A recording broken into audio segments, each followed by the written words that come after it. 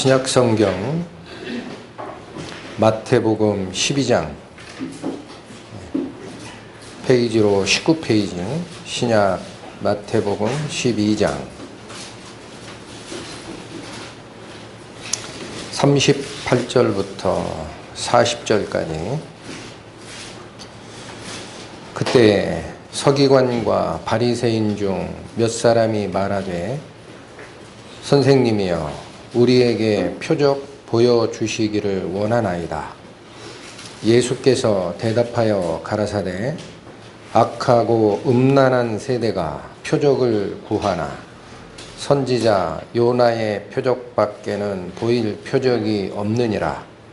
요나가 밤낮 사흘을 큰 물고기 뱃속에 있었던 것 같이 인자도 밤낮 사흘을 땅속에 있으리라. 16장으로 가시겠습니다.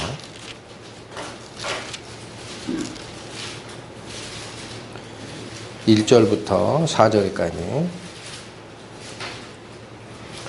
바리새인과 사두개인들이 와서 예수를 시험하여 하늘로서 오는 표적 보이기를 청하니 예수께서 대답하여 가라사대 너희가 저녁에 하늘이 붉으면 날이 좋겠다 하고 아침에 하늘이 붉고 흐리면 오늘은 날이 굳겠다 하나니 너희가 천기는 분별할 줄 알면서 시대의 표적은 분별할 수 없느냐? 악하고 음란한 세대가 표적을 구하나 요나의 표적 밖에는 보여줄 표적이 없느니라 하시고 저희를 떠나가시다. 같이 기도드리시겠습니다. 하나님의 은혜를 찬양드립니다.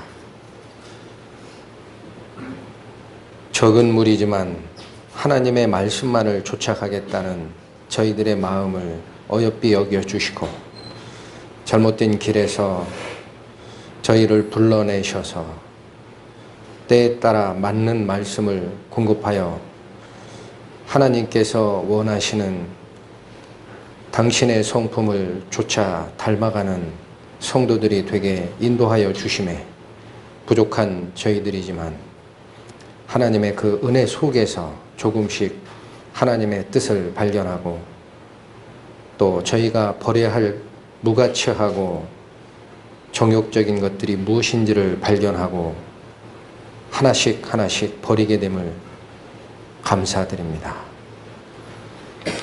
오늘 상고하고자 하는 이 말씀을 통해서도 저희 속에 깊이 역사하셨던 하나님, 또한 지금도 말씀으로 저희를 공급하시고 인도하시는 그 하나님을 마음속에 다시 한번 발견하게 하여 주시고 다가오는 새해에도 그 이후의 시대에도 가까이 오신 주님을 생각하며 부족함이 없는 저희로 쓸 수 있도록 저희에게 은혜를 더하여 주실 것을 하나님께 간구합니다. 이 모든 말씀 우리를 구하시고 하나님의 은혜 속으로 인도하여 주시는 예수 그리스도의 이름으로 감사하며 기도 올렸습니다. 아멘. 네, 오늘이 바로 내일이면은 세상 사람들은 크리스마스라고 얘기를 하죠. 그래서 크리스마스는 전에 한번 설명을 드렸는데 예수님의 탄생일은 아닙니다. 예수님의 탄생일로 바꾸는 과정이 언제 있었냐면요. 로마의 콘스탄티누스 황제가 자기가 정치적으로 맞상대였던 다른 쪽 장군에게 전쟁하는 과정에서 꿈속에 십자가 형상을 봤다라고 얘기를 하고 그걸로 인해서 내가 전쟁에 이겼다 이렇게 생각을 한 뒤에 그 전쟁의 승리 후에 기독교를 탄압하는 과정을 완전히 바꿔버려요. 그래서 기독교 십자가로 표시되는 예수 그리스도를 믿는 그 기독교를 탄압하지 말라 해서 국교로 승인하는 역사가 주님 오신 이후 313년경에 그 콘스탄티누스 황제의 기독교 공인이라고 표현을 합니다. 그래서 그 기독교 공인을 하는 과정에 본인이 하나 굉장히 고민했을 것 같아요. 제가 보기에. 뭐가 문제냐면 당시에 로마의 황제는요, 시저부터도 이제 그런 존칭이 거기에 쓰여지는데 단순히 정치적인 수장의 역할이 아니라 그게 재정 일치 사회였었습니다. 로마는. 그래서 그 황제가 어떤 권한도 행사했느냐면은 최고의 제사장도 겸임했었어요. 그래서 그 당시에는 황제라고 표현을 하진 않았습니다. 집정관이라고 표현을 했는데 로마 시대 사실상 첫 번째 황제가 되는 우리 시저라는 황제 있죠? 케사르. 그 케사르에게 붙여지는 전체 이름이 참 재밌어요. 굉장히 깁니다. 안 외우셔도 됩니다. 가이우스 줄리우스 케사르 폰티펙스 막시무스 엠페러. 시험 안 보시니까 걱정하지 마셔도 됩니다. 그게 전체 이름인데 그게 뜻하는 바가 뭐냐면 가이우스 줄리우스 케사르라는 것은 자기 고유의 이름이에요. 앞에 있는 가족의 이름, 우리 성 따는 것처럼, 그 다음에 그 줄리우스 카이사르라는 것이 자기 이름이었을 거예요.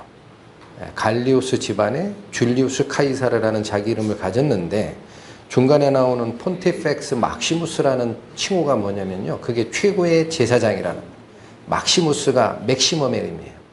폰티펙스라는 것은 제사 직분을 얘기하고 맨 뒤에 붙이는 엠페러라는 것이 황제의 지칭입니다.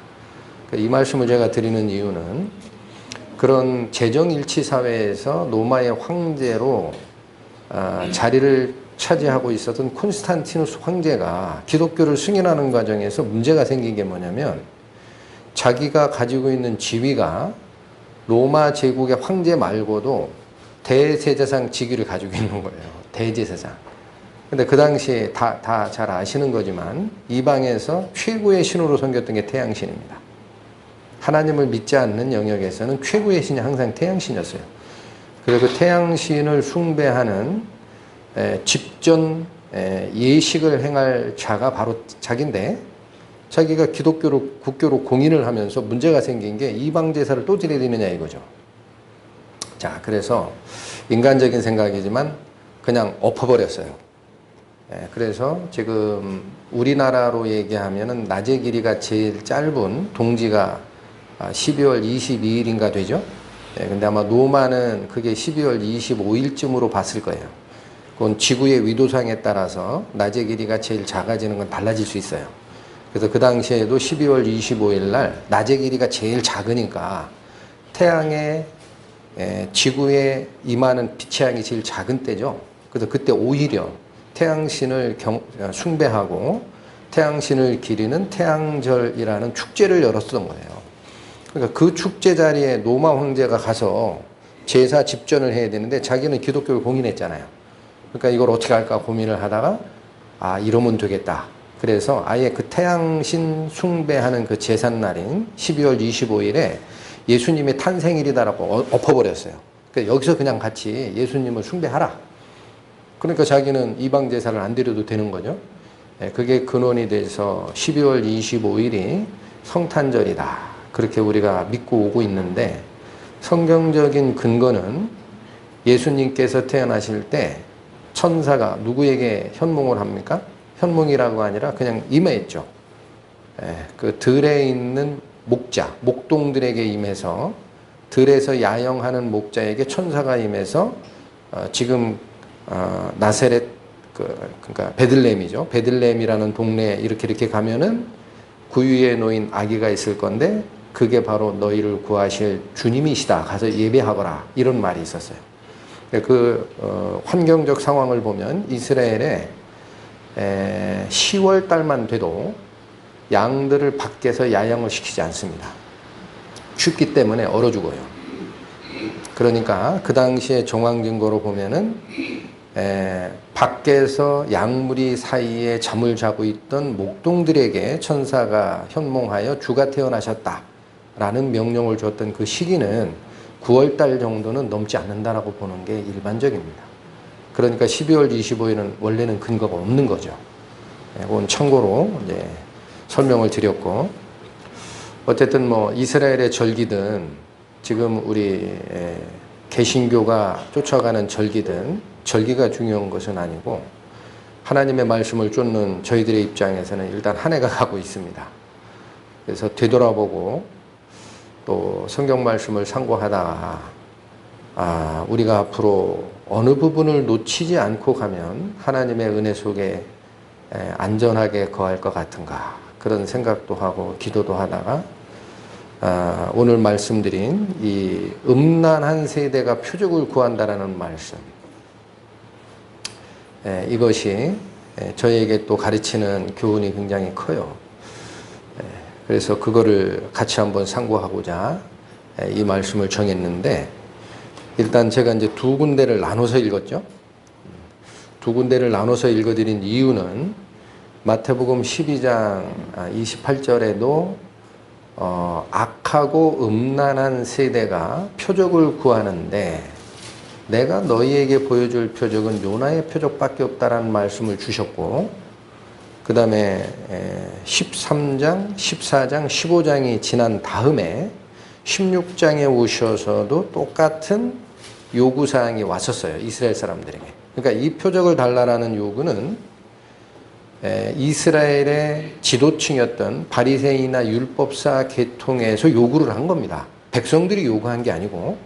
근데 또 한 번 요구를 해요. 16장 1절에. 그러면서 여기서는 그냥 표적이라고 표현을 하지를 않고 하늘에서 오는 표적을 달라라고 요구를 합니다.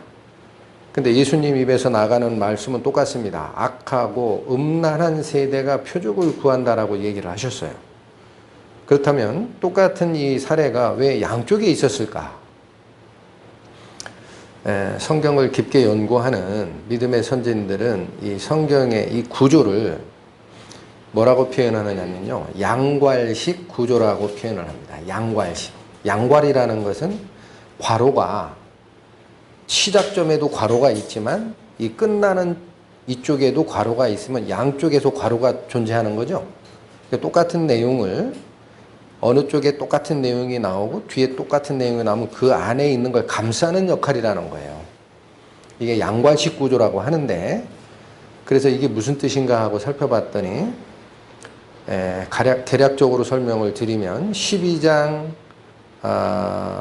에서 아까 28절 이후 38절 이후 읽어드렸던 표적을 구한다라는 그 일이 있기 전에 예수님이 내가 바로 하나님의 아들이다라는 표적을 보여주시지 않은 적이 없습니다.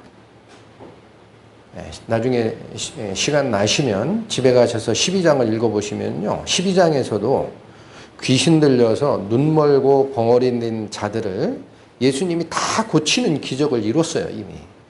그런데 백성들은 이분이야말로 다윗의 자손이 아니냐라고 예수 그리스도를 그리스도로 인정을 했는데, 율법사들은 뭐라고 얘기하느냐면 저 예수라는 자가 귀신의 왕 바알세불을 힘입어서 귀신을 쫓아낸 거지 메시아가 아니다라고 오히려 어떻게 돼요? 신성모독하는 발언을 합니다. 그 끝에 12장 마지막쯤에 당신이 메시아면 기적을 보여달라는 거예요. 표적이라는 표현은 하나님의 아들됨을 나타내는 기적을 얘기합니다. 영어로는 사인이라고 그래요. 사인. 네가 진짜 하나님의 아들인지 그 곧바로 우리가 알 수 있는 증거를 한번 제시해봐라 라고 요구를 한 거예요. 그런데 16장 가면은 똑같은 얘기를 또 한 거죠. 똑같은 얘기인데 약간 달라진 것은 그냥 표적이 아니고 16장 1절에 가면 하늘로서 오는 표적을 구하였다라고 되어 있습니다. 자, 그러면 하늘로서 오는 표적이라는 게 무슨 얘기입니까? 그 당시에 왜 율법사나 바리새인들은 이걸 요구했느냐면은 구약에 능력이 많은 선지자들이 있었어요. 그들은 병도 고치고 죽은 자도 살리기도 하고 했었습니다. 그러니까 그거 가지고는 당신이 하나님의 아들인 표적, 사인은 될 수 없다라고 자꾸 우기는 거예요. 그래서 하늘로서 오는 표적을 보여달라. 즉 당신이 하나님의 아들인 것을 직접 증거할 수 있는 표적을 보여달라. 그걸 요구를 한 거거든요. 그러니까 예수님의 답변은 앞쪽의 요구사항에서도 뒤쪽의 요구사항에서도 동일합니다. 내가 하나님의 아들이라는 표적은 이것밖에 없다는 거예요. 그리고 뭘 얘기하셨어요? 요나의 표적. 요나가 밤낮 사흘을 물고기 뱃속에 있다가 나온 것처럼 인자도 밤낮 사흘을 땅속에 있다가 부활할 것이다. 그러니까 너희가 바로 내가 얘기한 이런 일이 일어나는 것을 보거든 하나님의 아들임을 반드시 기억하라라는 게 요나의 표적입니다. 그런 적이 없었거든요. 그건 하나님밖에 할 수 없는 일이니까. 예, 근데 오늘은 그 요나의 표적이 중요한 게 아니고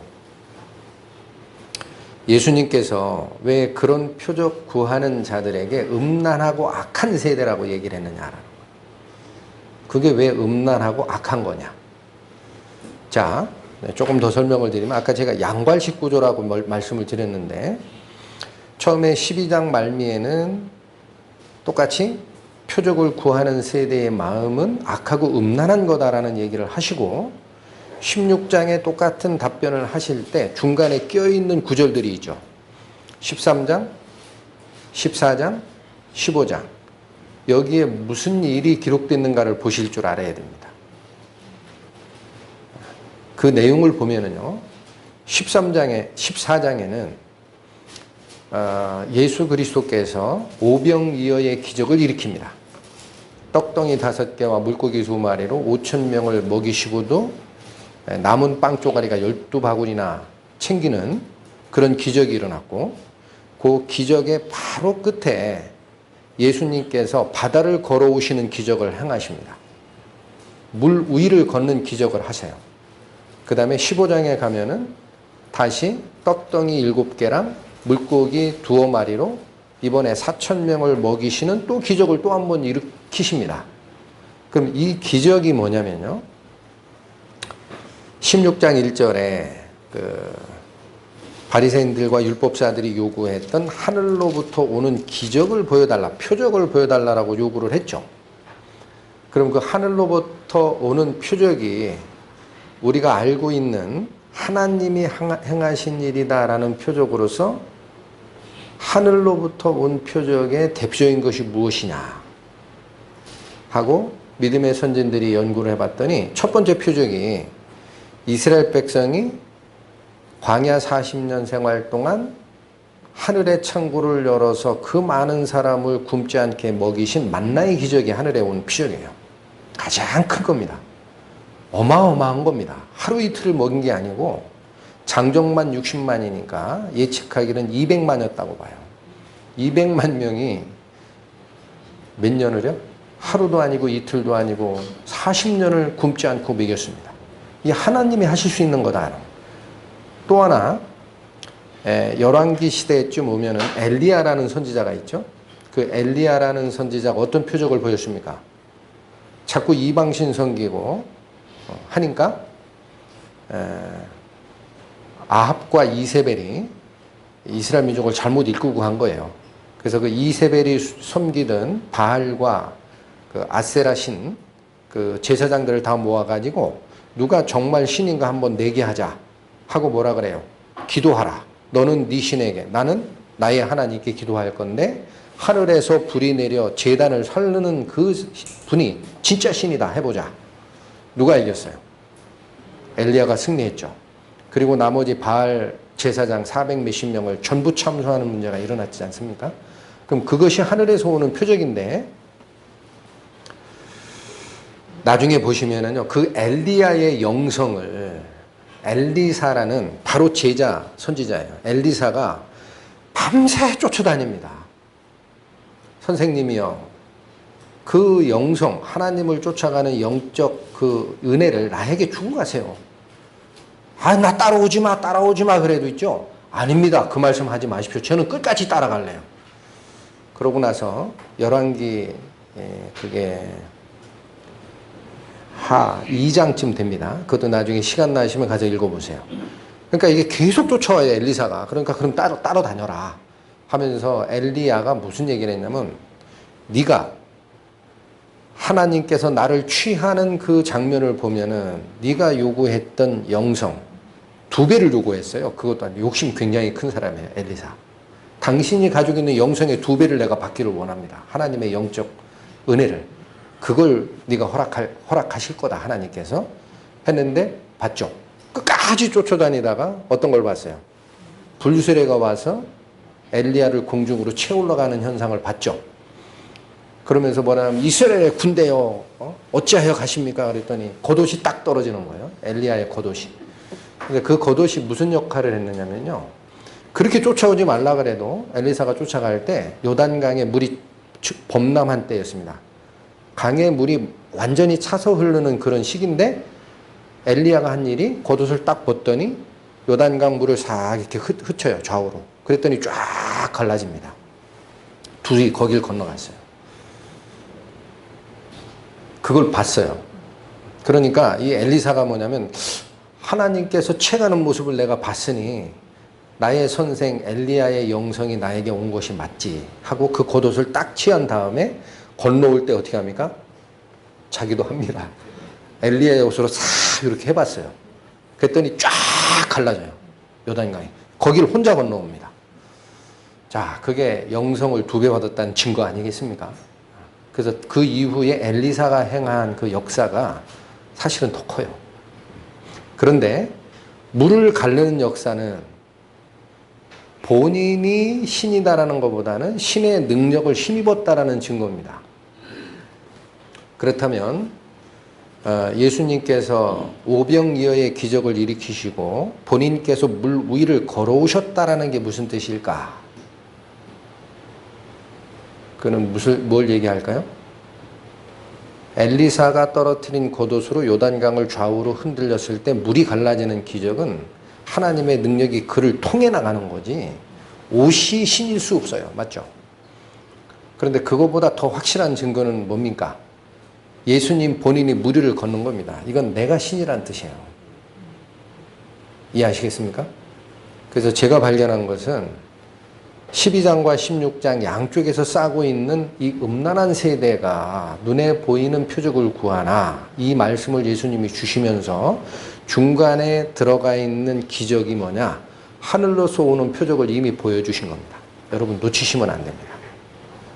하늘의 만나를 통해서 이스라엘 백성을 먹이셨던 기적과 똑같이 오병이어, 칠병이어의 기적을 2번이나 보여주셨어요. 맞죠?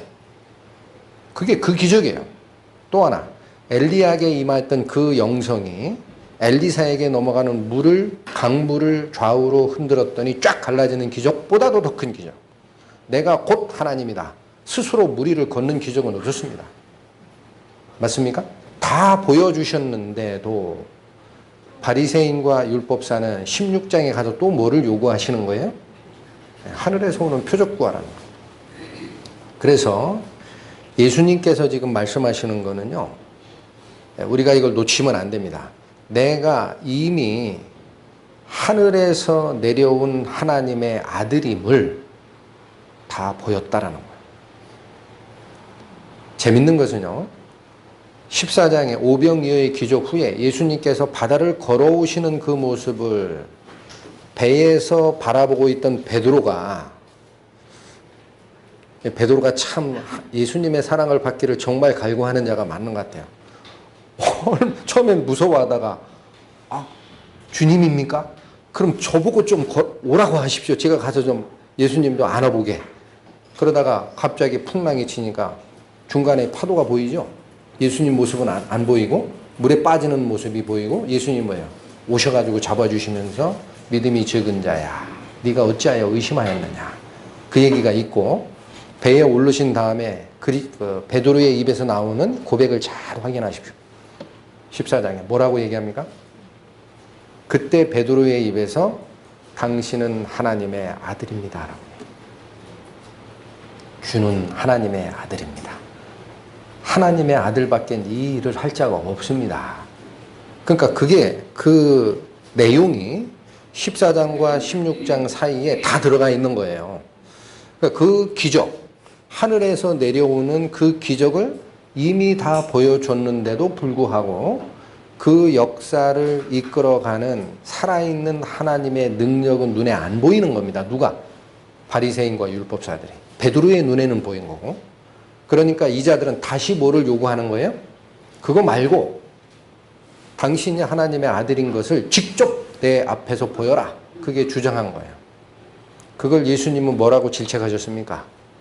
악한 거고 음란한 것이다. 자, 이게 무슨 말일까요? 악하고 음란하다라는 말이? 악하다라는 건 뭐예요? 하나님의 역사를 다 보여줬는데도 그 속에 역사하시는 하나님의 존재를 내 마음으로 받아들이려고 하지 않았던 것이 악한 거고, 또 귀신을 쫓아내는 그 기적을 귀신의 왕 바알세불을 힘입어서 쫓은 거지 성령의 역사가 아니다라고 한 게 악한 겁니다. 음란하다라는 건 뭘까요? 음란하다라는 건 영적 음란을 얘기하는 거고, 성경에서 영적 음란은 우상 숭배를 얘기합니다. 항상. 우상 숭배라는 게 뭘까요? 본래 섬겨야 할 하나님 말고 형상화된, 신의 능력이 없지만 형상화된 눈에 보이는 그걸 쫓아가는 것이 우상 숭배고, 그게 음란한 거예요. 그러니까 예수님이 지적한 것이 왜 악하고 음란하다라고 하느냐면, 악하다라는 말은 역사가 분명히 성경에 기록된 말씀에 따른 하나님의 역사임을 체험한 자인데도 그 속에 있는 능력을 부인하는 것은 악한 겁니다. 또 하나, 음란하다는 건 뭐예요? 그 속에 같이 역사하셨던 하나님의 임재를 모르고 내가 눈에 보여야 믿겠다. 그렇게 하는 게 음란한 거예요. 눈에 보이는 것만 믿겠다라는 그 생각이 우상 숭배하고 똑같다는 겁니다. 그것은 역사하시는 하나님을 하나님께서 간접적으로 증거하신 것도 안 믿고 내 입을 벌릴 테니 그냥 믿음을 여기다 집어 넣으시오. 그럼 내가 믿겠소. 그런 거 뭐가 달라요? 당신이 다 나를 믿게 해봐라. 그런 거지. 그게 음란한 거죠. 그래서 자, 우리가, 저는 이 말씀을 상고하다가 어떤 거를 다시 또 되돌아가서 생각하게 됐냐면요. 출애굽의 역사를 이끌고 가나안의 그 복된 땅으로 인도하겠다라는 하나님의 인도 과정에서도 똑같은 일이 있었던 것을 확인했습니다. 그들도 똑같았어요. 그 속에 역사하는 하나님의 능력이 수도 없이 보여졌는데도 불구하고 항상 자기 눈앞에 문제가 되는 장면이 나오면은 하나님은 잊었어요. 하나님이 어디 계시냐. 그리고 누구를 원망하기 시작합니까? 인도자 모세나 아론을 원망하고, 그게 점점 커져서 나중엔 하나님을 명백히 거부하고 멸시하는 상태로 갔었습니다. 이게 가리키는 가리킴이 구약 성도들이 흘러갔던 길이지만 우리가 또 한 번 마음에 새겨야 되지 않겠느냐. 한번 보겠습니다. 시편 106편.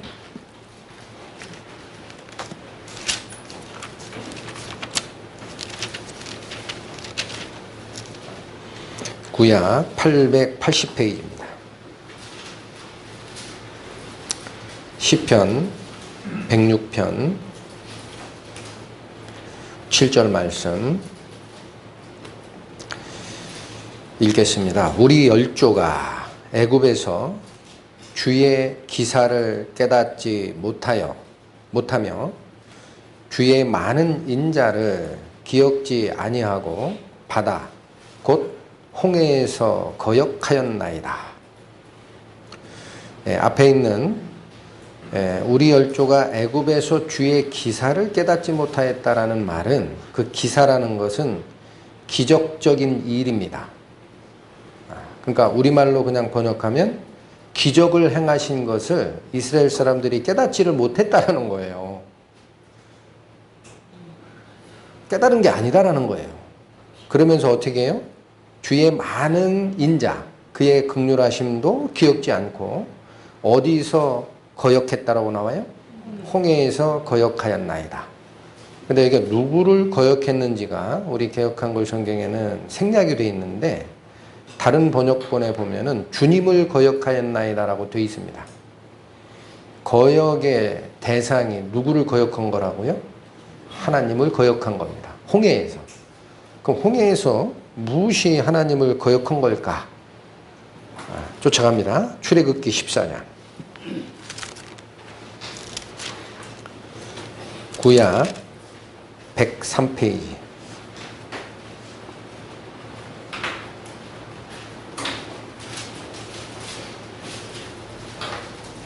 (10절부터) (12절까지) 바로가 가까워 올 때에 이스라엘 자손이 눈을 들어 본즉 애굽 사람들이 자기 뒤에 미친지라. 이스라엘 자손이 심히 두려워하며 여호와께 부르짖고 그들이 또 모세에게 이르되 애굽에 매장지가 없으므로 당신이 우리를 이끌어내어 이 광야에서 죽게 하느뇨. 어찌하여 당신이 우리를 애굽에서 이끌어내어 이같이 우리에게 하느뇨. 우리가 애굽에서 당신에게 고한 말이 이것이 아니냐. 이르기를 우리를 버려두라. 우리가 애굽 사람을 섬길 것이라 하지 아니하더뇨. 애굽 사람을 섬기는 것이 광야에서 죽는 것보다 낫겠노라. 자, 이게 어떤 상황이냐면요. 출애굽을 하고 이스라엘 백성들을 하나님의 명령에 따라서 모세가 홍해 앞으로 이끄는 겁니다. 근데 홍해 앞에 딱 도달했는데 앞에는 바다요, 뒤쪽은 조금 뒤에 살펴보시겠지만은 도망갈 길이 별로 없는 그런 이 갇힌 지역이었어요. 근데 글로 가라고 합니다. 하나님 모세에게 일로 끌고 가라. 그래서 거기 딱 진치고 있는데 뒤에서는 바로가 600승이나 되는 600개나 되는 그 전차가 있어요. 그 전차 부대를 이끌고 이스라엘을 안 되겠다. 쫓아가다 다 잡아야지 하고 뒤에 달려오는 모습을 본 겁니다. 그러니까 이스라엘 백성들이 얼마나 황당합니까? 그래서 아까 10절에 있는 대로 바로가 가까이 올 때 이스라엘 자손이 눈을 들어 본즉 애굽 사람들이 자기 뒤에 미친지라. 자기 뒤에 바로 따라왔어요. 미친지라. 이스라엘 사람이 어떻게 했다고요? 심히 두려웠다라고 되어 있습니다. 왜 두려웠어요? 군대가 왔잖아요. 우린 지금 이제 죽게 생겼구나. 그리고 누구를 원망하는 장면입니까? 인도자 모세를 원망하고 뭐라고 얘기를 해요? 야, 우리가 죽으면 장사될 묘지가 애굽에 없었느냐 그러잖아요. 어차피 죽을 거라면 애굽에서 죽는 게 낫지. 왜 어렵게 이렇게 끌어내가지고 이 광야에서 우리를 죽게 했느냐. 모세, 너는 지금 우리를 어떻게 인도하는 거야? 따진 거예요. 근데 이 인도의 지시의 핵심은 누가 한 걸까요? 자, 조금 14장의 1절 가보세요. 14장 1절을 보시면 여호와께서 모세에게 일러 가라사대. 누가 얘기하신 거죠 지금? 하나님이 명령하시는 겁니다. 이스라엘 자손을 명하여 돌쳐서 바다와 믹돌 사이에 비하 히로답 곧 바알스본 맞은편 바닷가에 장막을 치라. 여기 짧게 되어 있지만 굉장히 특이한 구절입니다. 돌치라는 것은요, 돌이켜서라는 뜻이에요. 그러니까 이스라엘 백성들이 애굽에서 나올 때 가던 길이 있었어요. 그 60만 남녀노소 합치면 200만에 가까운 무리들이 갈 만한 길이 있었는데 하나님이 모세에게 말하기를 그거 돌이키란 얘기예요. 행로를 바꾸라. 그 길로 가지 마라. 행로를 바꿔서 어디로 들어가라? 믹돌, 바다와 믹돌 사이. 믹돌이라는 것은 원어적 의미가 망대라는 뜻이랍니다. 망대. 망대는 높은 곳이죠. 그러니까 바다와 높은 곳 사이. 그러니까 협곡이에요.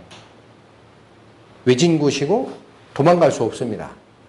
그 뒤에 나오는 말도 비슷합니다. 믹돌 사이 비하 히롯 앞에 철하라는 거예요. 비하 히롯이 뭡니까?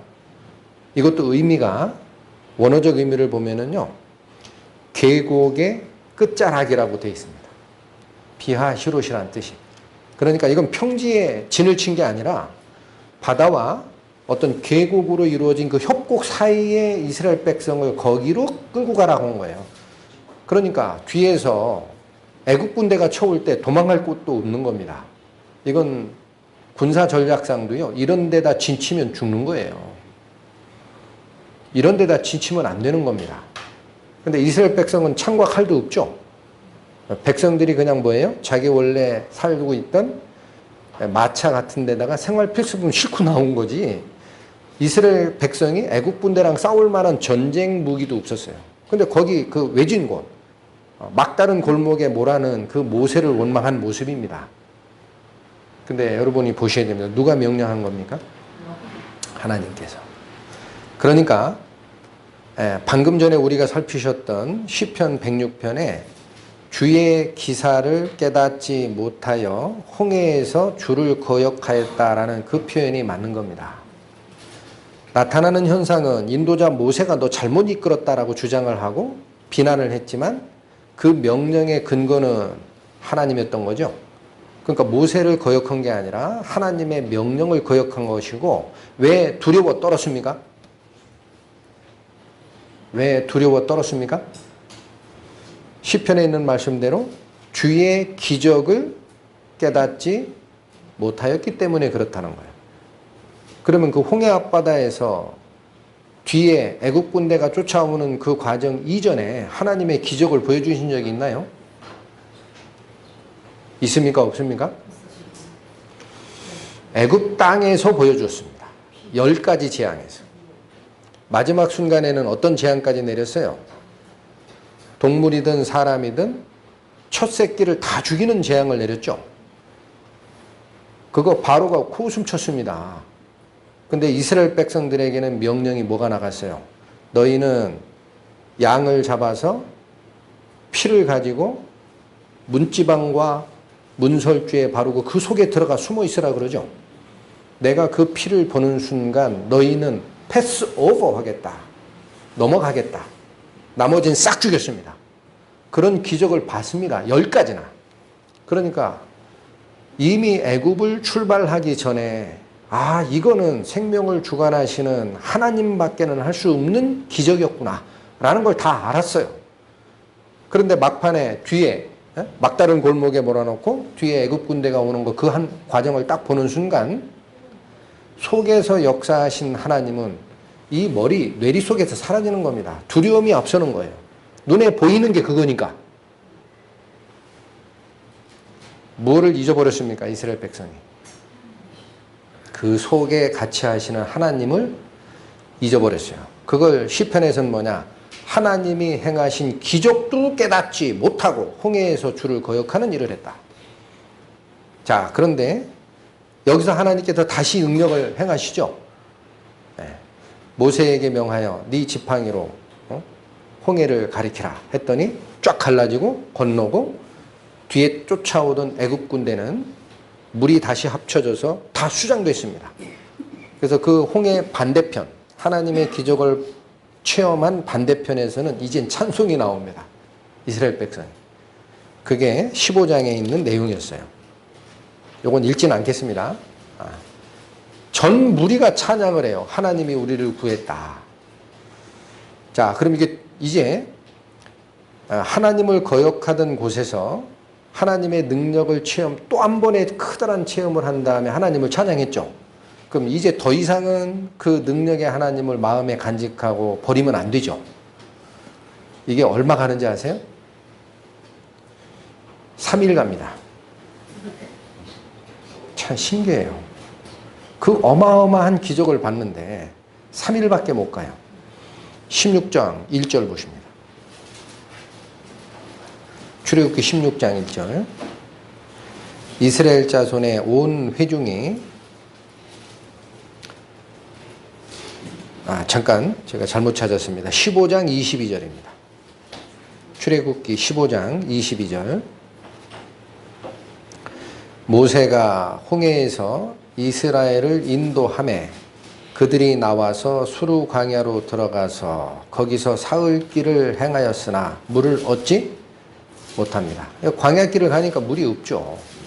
3일 동안 물을 못 보니까 현상이 또 나옵니다. 23절 마라에 이르렀더니 그곳 물이 써서 마시지 못하겠으므로 천신만고 끝에 물을 하나 발견했는데 먹어보니까 못 먹는 물이에요. 물이 쓰다라는 거는요, 그냥 먹으면 그 문제가 생기는 물입니다. 그렇게 되니까 이것도 막다른 골목이잖아요.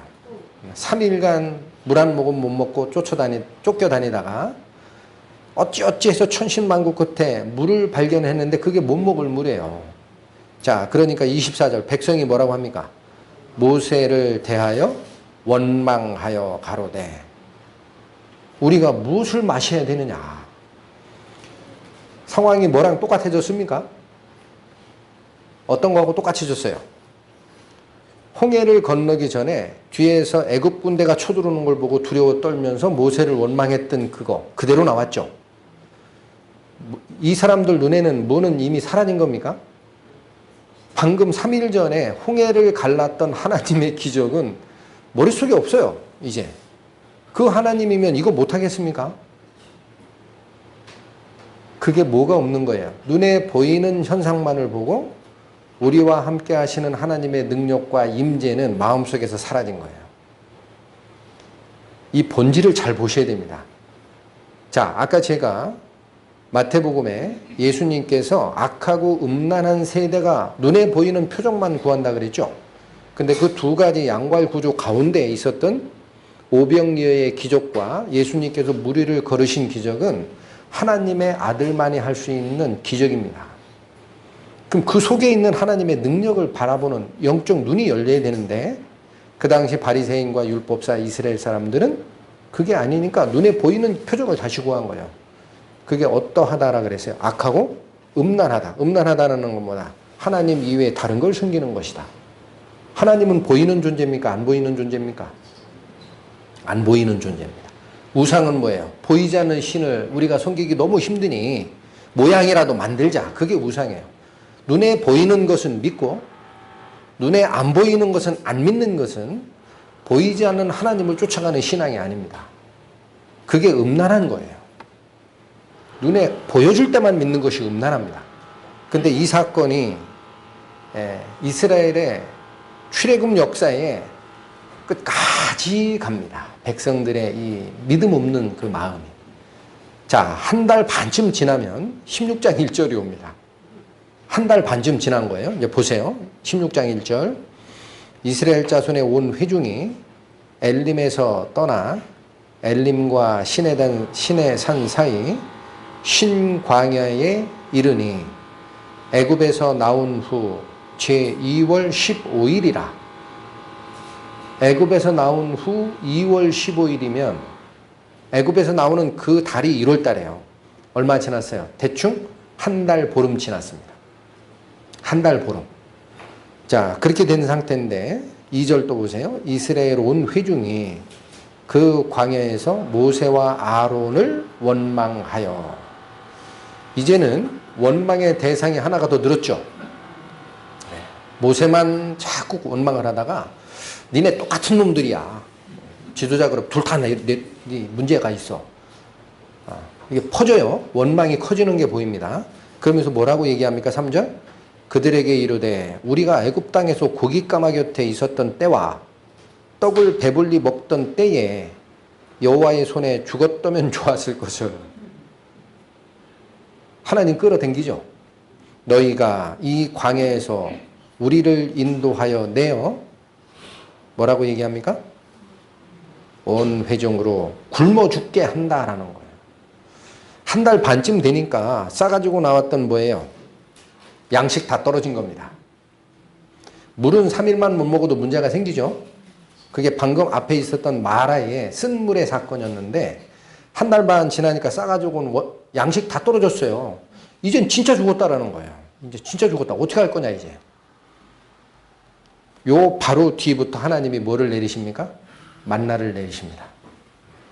걱정하지 마라. 내가 너희를 이끌고 가는 천지를 지으신 전능하신 하나님 아니냐? 하늘 창고를 열어서 만나를 준다. 그 뒤에 나오는 게 4절의 만나의 명령이에요. 챙겨 먹어라 이제부터. 자, 이스라엘 백성이 뭐를 못 보는 거예요? 장자를 죽이고 이스라엘 사람들을 보호했던 하나님의 능력, 홍해를 가르고 불신자인 이스라엘의 군대는 수장시켰던 그 능력 다 사라진 겁니다. 머릿속에. 그 하나님이 계시면 기적을 일으키실 것인 것을 왜 모릅니까? 눈에 보이지 않는 것은 다시 원망으로 돌아가는 거예요. 한 달 반 만에.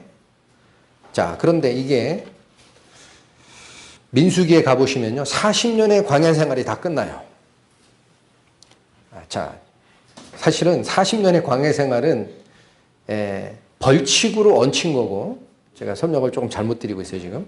갑자기 생각났어요. 한 달 반 만에 문제가 생겼고, 양식이 떨어져서, 그 다음에 모세가 시내산에서 율법을 받아서 백성들이 지킬 율례를 훈련하는 기간을 쌓습니다. 성경은 대충 1년이라 그래요. 1년이 딱 지난 상태에서 이제는 너희에게 약속된 복된 땅 가나안으로 들어가라 라는 하나님의 명령이 나옵니다. 얼마밖에 안 된 거예요? 1년. 그러니까 하나님의 계획표에는 광야에서 하나님 말씀을 따르는 훈련을 시키는 것이 대충 1년이었던 것 같아요. 제가 생각하기에. 그리고 들어가라라는 명령을 내리는데 지파별로 한 사람씩 대표자를 뽑아서 가나안 땅을 40일을 탐색하게 하죠. 하고 돌아와서 그들의 입에서 나오는 말이 뭡니까? 못 들어간다는 거예요. 못 들어간다. 가봤더니 땅은 기가 막히다. 정말 땅은 기가 막히다. 젖과 꿀이 흐르는 땅 맞다. 포도송이가 요만한 해도 실한데 포도송이가 이런 게 아니라 장정 둘이 막대기에 깨서 메고 올 정도로 포도송이가 크더라. 얼마나 땅이 기름지냐. 식물만 기름진 게 아니더라. 그런데 가보니까 거기에 있지 안악자손이 살더라. 키가 3m가 넘어야 걔네들 눈에 보면 우리는 메뚜기 같아. 어떻게 걔네들을 이기냐. 우리가 우리를 봐도 메뚜기 같은데 못 돌아갈 땅이야. 거기는 어림도 없어. 몇 사람이 얘기합니까? 갈렙과 여호수아를 제외한 10사람이 그렇게 얘기를 해요. 못 들어간다. 큰일 났다. 이건 무슨 얘기입니까 이제? 중간에 인도하는 과정은 목마르고 음식 떨어지고 뒤에서 애고방이 쳐들어오고 하는 순간순간의 위기상황이니까 이 사람들이 믿음이 없던 게 그럴 수 있어요. 근데 왜 끌어냈습니까? 하나님이 가나안 땅을 주겠다는 거예요. 그게 하나님께서 약속한 땅이고 젖과 꿀이 흐르는 땅이고 너희가 영원히 거할 땅이다. 그 약속을 믿고 이제까지 1년 동안 죽을 고생을 하고 왔는데 정탐해보니까 하나님이 엉뚱한 땅 줬다라는 거예요. 못 들어가는 땅이다 거기. 누구까지 이제는 정면으로 거부합니까? 하나님을 거부합니다. 이 사태가 일어납니다. 민수기 가십니다. 14장. 민수기 14장 10절 12절까지 구약 217페이지.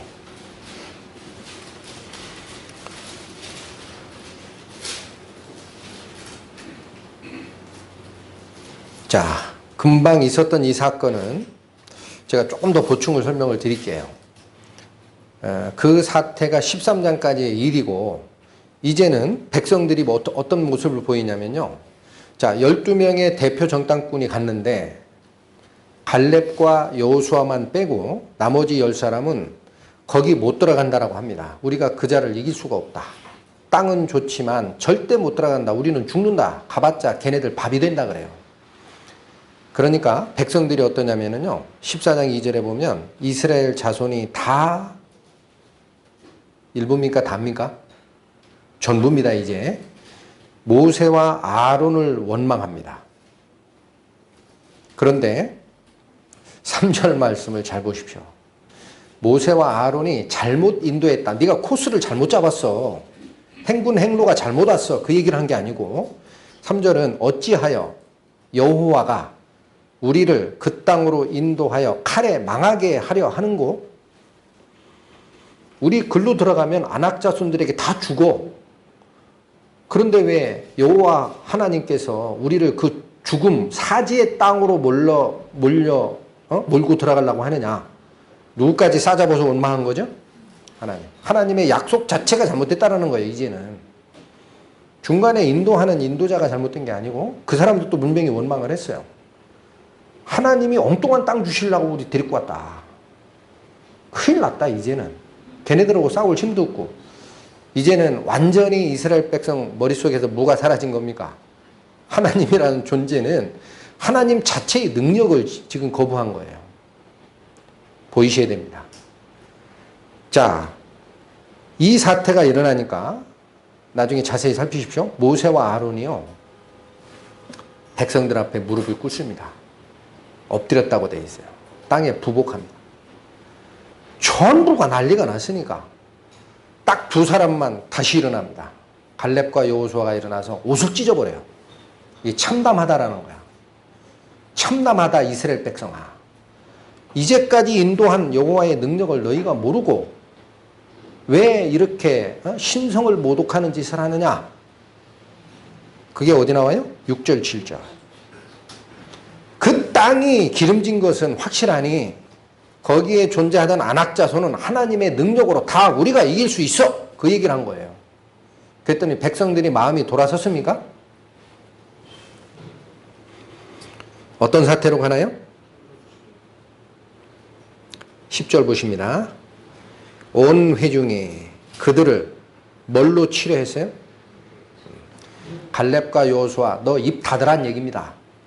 시건방 떨지 말고 너도 죽어. 못 이기는 걸 왜 자꾸 끌고 가려고 그래? 우리를 사지로 지금 몰아넣고 있는 거야? 돌로 치려고 했어요. 증인하는 갈렙과 여호수아 니들 먼저 돌에 맞아 죽어야 되겠다. 니네. 상황이 얼마나 지금 긴박합니까? 분명히 보셔야 됩니다. 온 회중이에요. 그들을 돌로 치려 하는 동시에 어떤 게 일어납니까? 하나님의 영광이 임재합니다. 이제 여호와의 영광이 회막에서 이스라엘 모든 자에게 나타나시니라. 하나님이 드디어 나타나시는 거예요. 일갈하십니다. 11절. 여호와께서 모세에게 이르시되 이 백성이 어느 때까지 나를 멸시하겠느냐.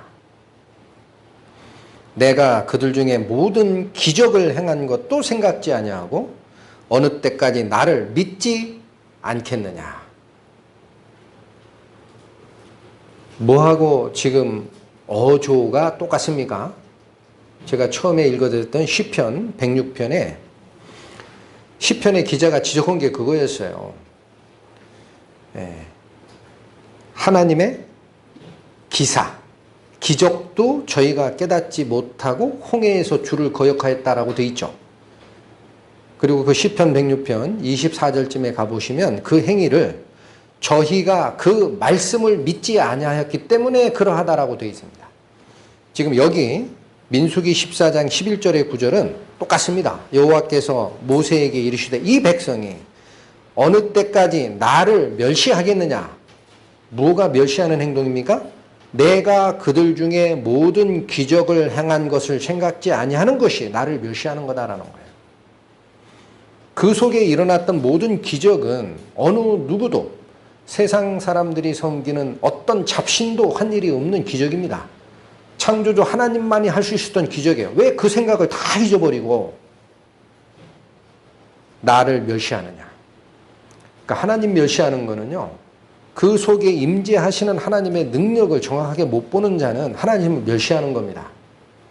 그리고 어떻게 해요? 어느 때까지 나를 믿지 않겠느냐 그러시죠. 시편에 있는 말씀대로 그 말씀을 믿지 아니하였다. 그들이. 자, 지금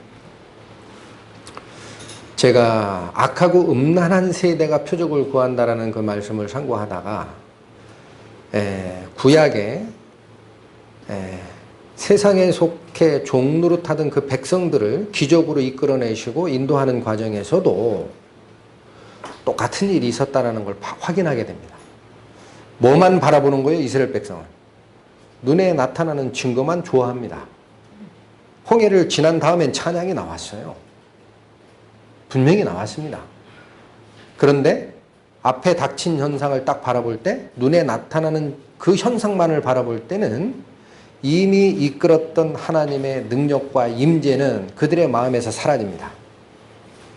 그걸 하나님이 예수님께서 지적하신 게 음란하고 악한 생각이라는 거예요. 보여줬으면 믿어라. 그 속에 있는 누구를 믿어라. 안 보이시는 하나님을 믿어라. 예수님께서도 제가 지금 계속 강조하는 게 양괄직구조라 그랬어요. 아까 그 말씀을 주신 것이. 그 중간 14장 15장에 어떤 기적을 보여주셨습니까? 오병이어의 기적. 뭐랑 똑같은 거예요? 만나가 하늘에서 내려온 거나 똑같은 기적입니다. 하늘에서 불이 내려와서 이방 제사장들이 잘못된 신을 섬기고 오직 하나님만 신이다라는 것을 입증해낸 엘리야의 영성이 엘리사에게 넘어가는 증거가 물을 가르는 거라 그랬죠. 그건 능력이 그렇게 임한 거지 하나님은 자신이 스스로 걸어요. 물 위를. 다 보여주셨는데 또 보여달라고 하는 거예요. 또 보여달라. 이번엔 뭘 보여달라. 하늘로부터 오는 기적, 표적을 보여달라. 그러니까 그 자들에게 두 번 얘기하는 겁니다. 눈에 보이는 것만 믿는 신앙은 음란한 거다. 우상을 쫓는 거랑 뭐가 다르냐 너희가. 눈에 안 보이는 하나님을 너희가 섬기는 거 아니냐.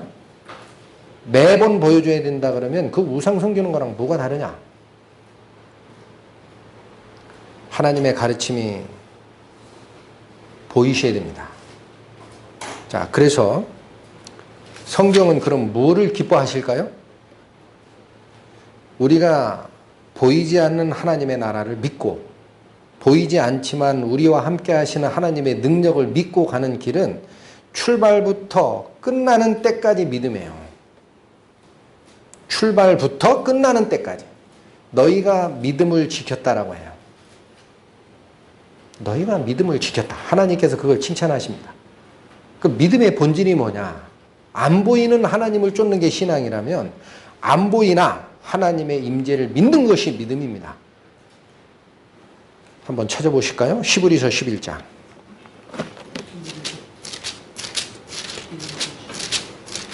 히브리서 11장 6절의 말씀. 자, 여기 믿음장이라고도 표현하는 서신서입니다. 히브리서 11장 보시면 365페이지. 믿음이 없이는 기쁘시게 못하나니 하나님께 나아가는 자는 반드시 그가 계신 것과 또한 그가 자기를 찾는 자들에게 상 주시는 이심을 믿어야 할지니라. 하나님이 뭐를 기뻐하시는지가 분명히 나왔습니다. 뭐를 기뻐하십니까? 믿음을 기뻐하는 거예요. 믿음이 없이는 기쁘시게 못하나. 이 기쁘시게 앞에도 다른 쪽 번역본에 하나님을이라는 말이 들어가 있어요. 우리 개역 한글에는 그 주어가 생략된 거예요. 목적어가. 내가 기뻐하는 게 아닙니다. 믿음이 없이는 하나님을 기쁘시게 못한다라는 거예요. 그러고 나오는 말이 뭡니까? 하나님께 나아가는 자는 기도하거나 말씀을 받으러 가거나 하나님께 회개 고백을 하러 나아가거나 모든 경우입니다. 하나님 앞에 나아가는 자는 반드시 그가 계신 것을 믿어야 합니다. 눈에 안 보여도 믿어야 합니다. 눈에 보이는 것만 믿는 것은 하나님을 쫓아가는 신앙이 아니라는 거예요. 그가 계신 걸 반드시 믿어라. 또 그가 자기를 찾는 자들에게 상 주시는 이임을 믿어라 라는 거예요. 여기 상 주신다 그러니까 복 받기를 원하는 것 같은데요. 하나님이 주시는 상은요. 그분의 은혜 속에 나의 속성이 바뀌어가서 연합되는 게 그게 상입니다. 물질적 상을 요구하시는 게 아닙니다. 그분의 뜻을 이해를 하고 그분의 뜻을 받들어 내가 바뀌어가는 그것이 하나님의 상급이에요. 안 보이는 것을 믿는 믿음에 대해서 7절부터 계속 나옵니다. 나중에 이건 시간 나시면 댁에 가서 한번 참고를 하십시오. 뭐부터 나와요? 노아가 하나님을 두려워하고 그 말씀을 순종하였기 때문에 앞으로 보이지 않는 그 일, 홍수로 모든 세상을 멸하리라라는 그 말씀만을 믿고 100년 가까이 방주를 만들었지 않느냐라는 거예요. 보여준 적 없다. 그 말씀만 믿었다. 내가 하니까 너는 준비하라. 100년 동안 준비할 수 있어요? 10년도 못 할 거예요. 우리. 하나님이 어디 계신데 이 100년 동안 이 나무배를 만들려고 하지? 믿음이 흔들리지 않았습니다. 노아는. 아브라함도 보이지 않는 일에 하나님의 말씀을 믿고 시작을 했어요. 출발이 뭐라 그래요? 너는 네가 거할 그 땅 갈대아 우를 떠나 내가 너에게 지시한 땅으로 가라고 안 돼 있습니다. 지시할 땅으로 가라. 아직 방향 안 정해준 거예요. 그냥 떠나라. 일단 떠나. 내가 나중에 알려줄게. 여기 성경에도 그렇게 돼 있어요. 8절에 보면 믿음으로 아브라함은 부르심을 받았을 때 순종하여 장래의 기업을 받을 땅에 나아갈새 갈 바를 알지 못하고 나아갔습니다. 보여준 적 없습니다. 내가 너를 인도할 테니 너는 내 말을 믿고 지연과 혈연과 네 아비집도 다 떠나라. 일단 출발해라. 출발했어요. 어디로 갈지 모르고 출발하는 겁니다. 그게 안 보이는 하나님을 믿는 믿음 아닙니까? 이게 하나님께서 기뻐하시는 거예요. 그런데 11장 6절에 있는 믿음의 두 가지를 저는 이렇게 받았습니다. 보이지 아니하는 하나님을 믿는 것이 곧 믿음의 본질이다 라는 것과, 또 하나는 이스라엘 백성이 그렇게 잊어먹었던 하나님이 있어요. 분명히 신의 능력을 보여줬는데도 불구하고 상황이 이상하면 여긴 하나님 없나 봐 하고 인도하던 그 사람을 보고 자꾸 질책하던 그 이스라엘 백성들. 무엇을 잊어버린 걸까요? 그들은 분명히 그 무리와 함께 하던 하나님의 임재가 어떠한 연유에서든지는 몰라도 마음에서 놓친 겁니다. 하나님의 임재와 능력이 분명히 존재하는 걸 보고도, 하나님의 은혜를 맛보고도 다른 거를 쫓다가 그 은혜에서 떨어지는 거예요. 우리와 함께 하시는 하나님을 이해를 못하면 똑같은 실수와 똑같은 곁길로 갈 수 있어요. 두 가지를 저는 꼭 생각을 했습니다. 믿지 않는 것이, 자, 로마서에서 이렇게 나옵니다. 이건 참고만 하십시오. 로마서 8장 24절에 가보시면 보이는 소망이 아니라 그래요. 보는 것을 누가 바라리요? 우리가 바라보는 소망은 무엇입니까?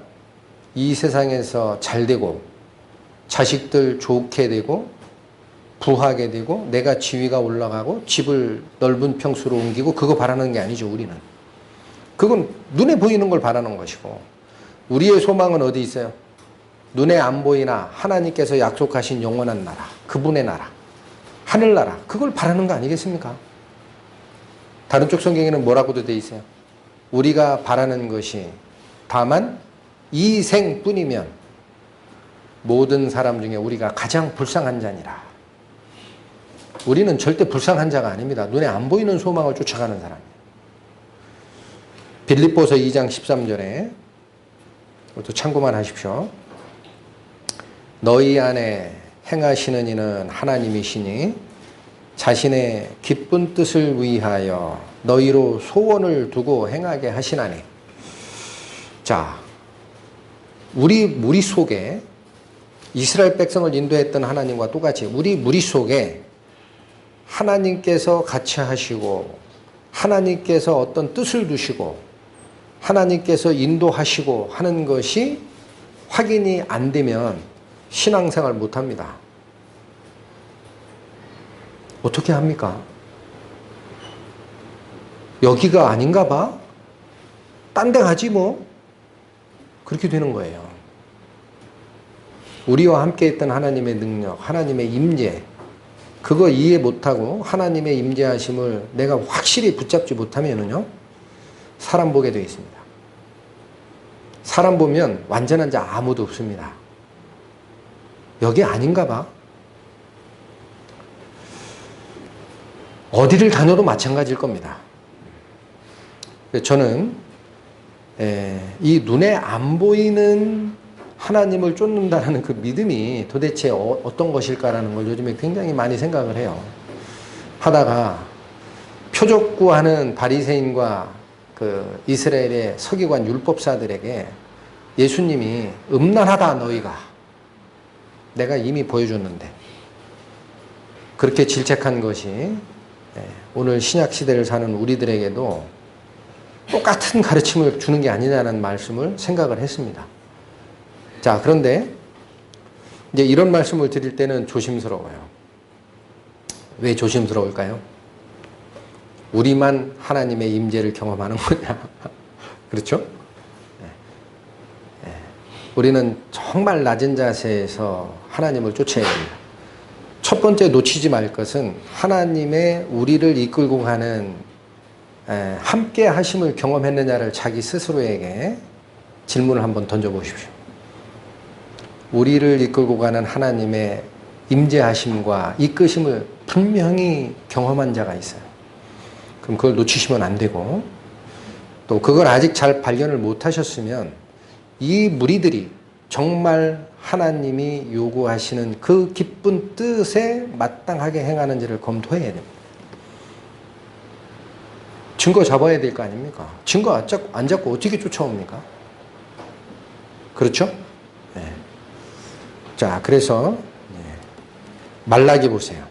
이게 한 무리는 하나님의 말씀을 업신여기다가 떨침을 받는 무리고, 한 무리는 하나님께 아신 바 되고 기념이 되는 무리가 있습니다. 구약성경 1330페이지입니다. 말라기 3장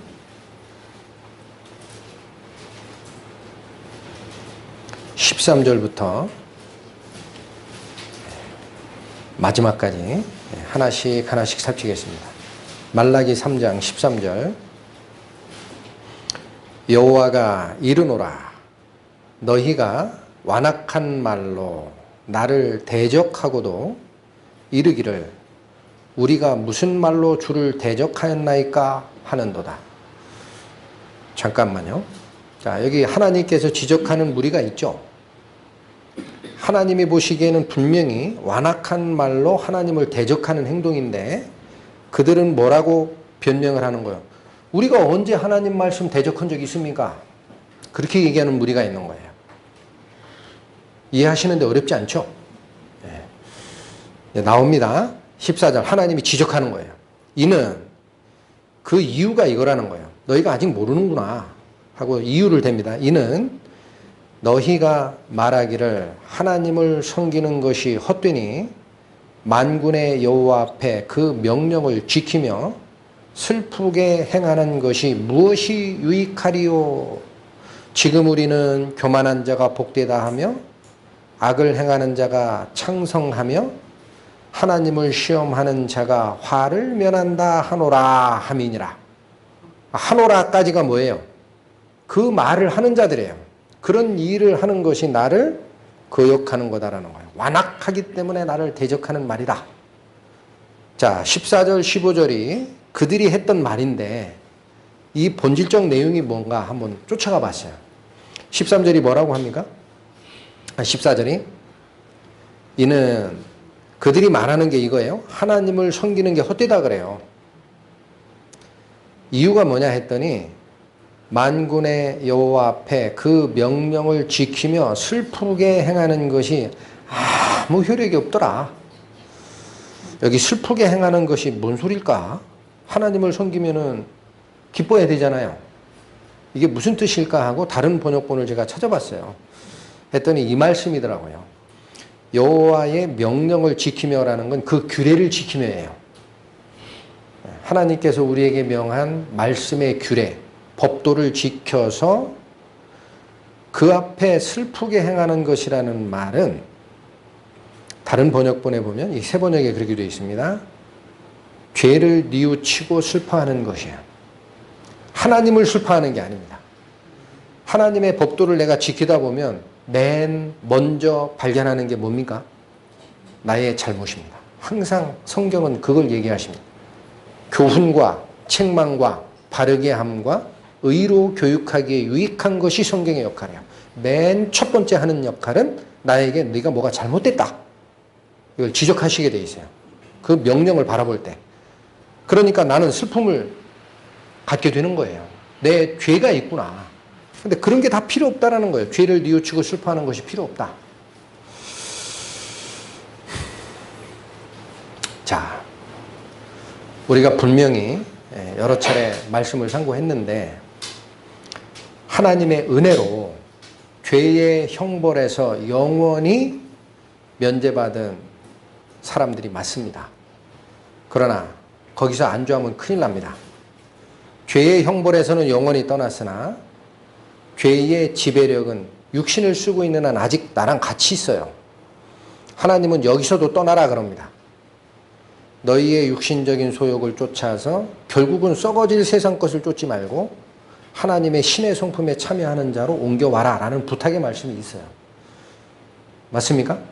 그 길을 따르다 보면 분명히 나를 지적하는 하나님 말씀에 내가 서게 돼 있고, 내가 통곡하게 돼 있고, 오호라 나는 곤고한 사람이로다. 어찌하여야 내가 이 죄에서 떠날꼬 라는 고백이 나오게 돼 있고, 죄와의 싸움은 신자의 생명이 끝날 때까지 절대 끝나는 싸움이 아닙니다. 사도 바울은 그렇게 얘기합니다. 너희가 죄와 싸우되 아직 피 흘리기까지 대한 적이 없다까지 얘기해요. 끝까지 싸워야 된다. 그런데 어떤 가르침은 뭐라고 얘기합니까? 죄 짓지 말아야지, 죄 짓지 말아야지. 그 생각하는 게 율법에 얽힌 삶이다. 그렇게 얘기를 합니다. 그런 얘기 하지 마라. 그건 저등한 신앙생활이다. 이미 해방을 받았는데 왜 자꾸 죄 짓지 말아야지 그 생각하느냐. 이 말씀하고 뭐가 달라요? 여호와의 규례를 지키고 죄로 인해서 슬퍼하는 것이 그게 아무 효력이 없다라는 얘기랑 뭐가 다릅니까? 다른 가르침이 있는 겁니다. 다른 가르침이. 자, 이어집니다. 15절. 지금 우리는 교만한 자가 복되다 하며 악을 행하는 자가 창성하며 하나님을 시험하는 자가 화를 면한다. 이런 말을 하고 있다라는 거예요. 그 무리들이. 근데 여기도 다른 쪽 번역을 보니까 너무 자세하게 되어 있어요. 공동 번역에 보니까 교만한 자가 복되다라는 말을 이렇게 풀어주셨어요. 자기 살고 싶은 대로 살아야 살 길이 트이는 세상인 걸. 하나님은 나를 용서하시고 형벌을 면제해 주신 그 은혜의 하나님만 알면 되고 그분 말씀 따라서 사는 거 의미 없다라는 거예요. 그렇게 해서 세상에 어떻게 성공하느냐. 세상이 성공하는 길은 따로 있다. 그거 주장하는 말이에요. 자기 살고 싶은 대로 살아야 살 길이 트이는 세상이라고 얘기하는 자들이 있어요. 그러니까 이런 말을 하는 자가 여러분 이 말라기 서신이 지적했던 사람은요. 이방인을 지적한 게 아닙니다. 이스라엘 백성이 여기에 빠진 거예요. 이 시대에. 그래서 말라키 선지자 이후에 400년 동안에 하나님의 말씀은 이스라엘을 떠납니다. 그 후에 400년이 선지자가 없는 시대가 와요. 예수님 오실 때까지. 자, 그 다음에 악을 행하는 자가 창성한다. 이건 요즘에 세상 사람들도 그런 얘기 합니다. 이게 무슨 말이냐면요. 못된 짓을 해야 성공하는 세상이라는 거예요. 법의 테두리를 넘지 않는 선에서 못된 짓도 좀 할 줄 알아야 세상에서 성공해. 고지고지대로 살라고 하지 마. 그래서 안 돼. 그렇게 얘기하는 게 세상의 원리 아닙니까? 뭐가 잊혀져서 그래요? 공의의 하나님. 나머지 하나님을 시험하는 자가 화를 면한다. 이 말은 하나님을 시험하고도 멀쩡하게 살아있지 않느냐라는 얘기를 해요. 요즘에 저는 이제 믿음에 서 있지만은 세상 사람들이 그런 얘기할 때 하나님을 증거하기가 애매한 것이 악하게 사는 사람 장수하더라고요. 저 잘 되고 벌 안 받아요. 벌 안 받아요. 이게 분명히 하나 천벌을 받을 짓을 하는데 안 받아. 이게 뭘까? 왜 그래요? 하나님이 공의를 버리신 게 아닙니다.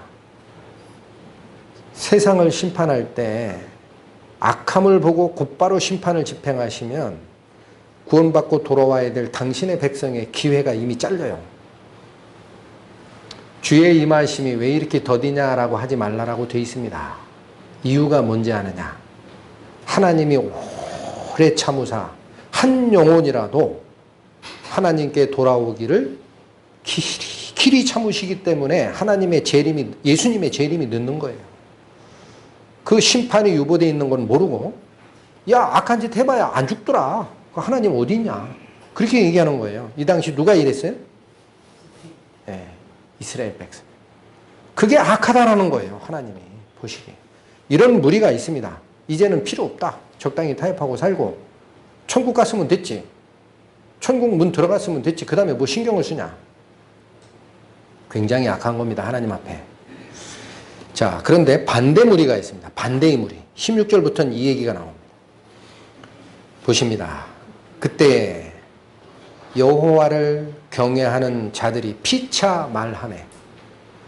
자, 이건 다른 사람들이에요. 하나님을 무서워할 줄 아는 사람. 하나님의 말씀이라면 한 점, 한 획도 버리지 않겠다.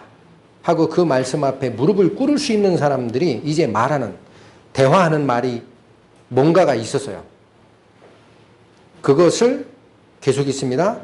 여호와께서 그것을 분명히 들으십니다. 성경에 뭐라고 되어 있어요? 하나님의 눈은 세상 방방곡곡을 쫓아다니면서 누구를 찾는다고 되어 있습니까? 하나님을 경외하는 자를 찾는다 그랬어요. 전에 설교에 나갔습니다.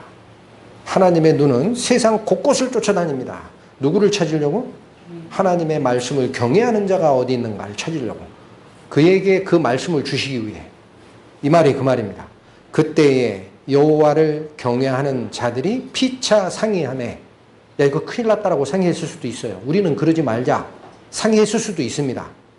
그 말을 하매 여호와께서 그것을 분명히 들으시고 여호와를 경외하는 자와 그 이름을 존중히 생각하는 자를 위하여 여호와 앞에 있는 기념책에 기록하셨느니라. 하나님은 그 자들을 찾고 기록하고 따로 나와서 말씀을 쫓게 하십니다. 이어집니다. 17절 만군의 여호와가 이르노라. 내가 나의 정한 날에 그들로, 이게 누굴까요? 그 특별히 기념책에 기록한 그 무리들이 있어요. 하나님 말씀이라면 어려워할 줄 알고 그 명령이면 내가 혹시라도 그 말씀 잘못해서 버릴까, 하나님을 경외함으로 쫓아가는 그들의 무리, 그들을 얘기하는 겁니다. 만군의 여호와가 이르노라. 내가 나의 정한 날에 그들로 나의 특별한 소유를 삼을 것이요. 하나님이 절대 방치하지 않습니다. 그 무리들을 기억합니다. 또 사람이 자기를 섬기는 아들을 아낌같이 내가 그들을 아끼리니 그때에 너희가 돌아와서 의인과 악인이며 하나님을 섬기는 자와 섬기지 아니하는 자를 분별하리라. 무엇이 하나님을 거역하는 것이고 무엇이 하나님의 말씀을 우습게 여기고 일부는 버리고 가위질하고 자기 마음에 맞는 대로 그 말씀을 전하고 관계없어. 자유롭게 사는 거야. 예수님이 우리를 친구라고 그랬어. 종으로 사는 것은 하나님을 무서워하는 삶이니까 신앙에 저급한 신앙이야. 그런 얘기들이 나오는 겁니다. 하나님을 쫓는 자는 하나님의 임재를 먼저 경험할 줄 알아야 돼요. 저도 그걸 놓칠까 봐 지금 계속 기도합니다. 하나님의 임재를 혹시 내가 의심하다가, 저도 사람이에요. 똑같습니다, 여러분하고. 저도 무한한 유혹을 받아요. 성경 말씀 읽다가 어떤 생각을 하다가 이상한 생각들이 마음속에 슥 들어올 때가 있어요. 분명히 지적합니다. 제가 너 누구냐 그래요. 네 신분 밝혀라. 아무 소리 못해요. 나를 유혹하지 마라. 경험했다. 하나님이 안 떠날 거다. 물러거라. 확실히 처치해야 됩니다. 내 마음속에 들어오는 이상한 마음. 말세에 되면은요, 그게 더 심하게질 거예요.